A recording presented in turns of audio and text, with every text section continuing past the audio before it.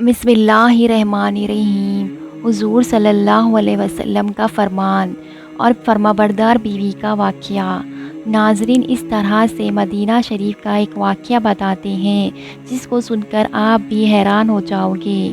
حضرت محمد غزالی اپنی کتاب میں لکھتے ہیں، مدینہ شریف میں ایک عورت کو اس کا شوہر پابند کر کے گیا کہ سنو، میں باہر جا رہا ہوں، میرے پیچھے سے باہر نہ نکلنا، یعنی کہ میں جب تک واپس نہ آ جاؤں گھر میں ہی رہنا، باہر نہ نکلنا۔ اس عورت کے گھر کے سامنے ہی اس کے باپ کا گھر تھا، یعنی اس کا مائکا، جس میں اس کا بوڑھا باپ رہتا تھا۔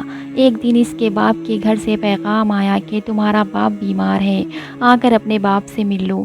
جیسے کہ آپ سبھی کو معلوم ہے کہ بیٹی کو اپنے باپ سے کتنی محبت ہوتی ہے، اس کا کوئی پیمانہ نہیں، اس کا کوئی ناپ نہیں سکتے، ایسا ترازو نہیں، اس کو تول نہیں سکتے۔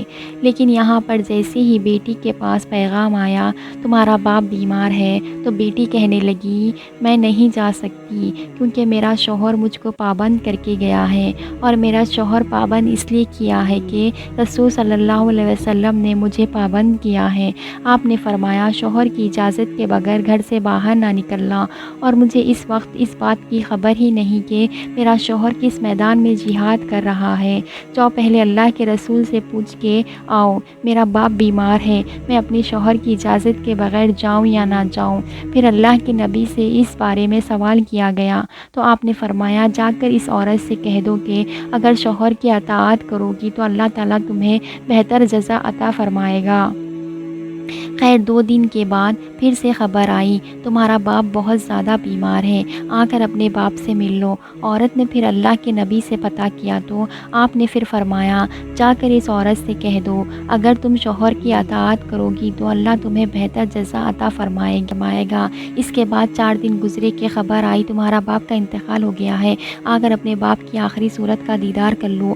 اب آپ یہاں پر سوچئے کہ بیٹی اپنے باپ سے کتنی بھی دور کیوں نہ ہو، چاہے وہ دنیا کے آخری کونے میں بھی کیوں نہ ہو، لیکن اس طرح سے اس کا باپ کا انتقال ہو جائے تو وہ کہنے لگتی ہے کہ چاہے میرے زیور بچ دو، چاہے کچھ بھی ہو جائے، مگر میرے باپ کے پاس لے جاؤ۔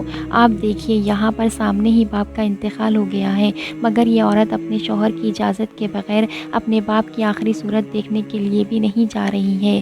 پھر اس عورت نے نبی کے پاس پیغام بھیجا، یا رسول اللہ صلی اللہ علیہ وسلم، میرے باپ کا انتقال ہو گیا ہے، میرے سر سے باپ کا سایہ اٹھ گیا ہے، میرا شوہر مجھے گھر سے نکلنے کے لیے پابند کر کے گیا ہے، اب میرے لیے کیا حکم ہے؟ یہ سن کر اللہ کے پیارے نبی حضرت محمد مصطفیٰ صلی اللہ علیہ وسلم کے وہی جملے تھے اس سے پہلے آپ نے فرمائے تھے۔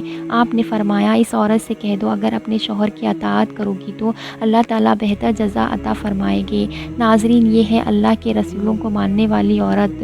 دوری میں باپ کا انتقال ہو گیا ہے، مگر شوہر کی اجازت کے بغیر آپ نے اپنے باپ کی آخری صورت دیکھنے کے لیے بھی نہیں گئی۔ اس کے بعد عورت کے باپ کو دفن کر دیا گیا۔ 2 دن کے بعد اللہ کے نبی نے فرمایا کہ پتہ کرو وہ عورت اپنے باپ کی آخری صورت دیکھنے کے لیے گئی ہے یا نہیں۔ تو صحابہ اکرام پتہ کر کے آئے تو عرض کرنے لگے کہ یا رسول اللہ صلی اللہ علیہ وسلم، قربان جاؤں آپ کے نظام پر، آپ کے فرمان پر، آپ کے جملوں کی تاثیر ایسی ہے کہ وہ عورت آپ کے دین کی پہلے دار بن گئی ہے، وہ اپنے باپ کی آخری صورت دیکھنے کے لیے نہیں گئی ہے۔ یہ سن کر اللہ کے پیارے نبی صلی اللہ علیہ وسلم نے اپنے ہاتھوں کو اٹھایا۔ صحابہ اکرام عرض کرتے ہیں کہ اس عورت کا مقدر جاگا، ہم نے دیکھا کہ چند آنسو حضور کے گرے، پھر آپ نے اپنے چہرے کو صاف کرتے ہوئے فرمایا کہ جاؤ اور جا کر اس عورت کو خوشخبری دے دو کہ تم نے اپنے شوہر کی اطاعت کی ہے، تیری اس فرما برداری کی وجہ سے اللہ تعالیٰ تجھے بھی بخش دیا ہے اور تیرے باپ کی بھی بخشش فرما دی ہے۔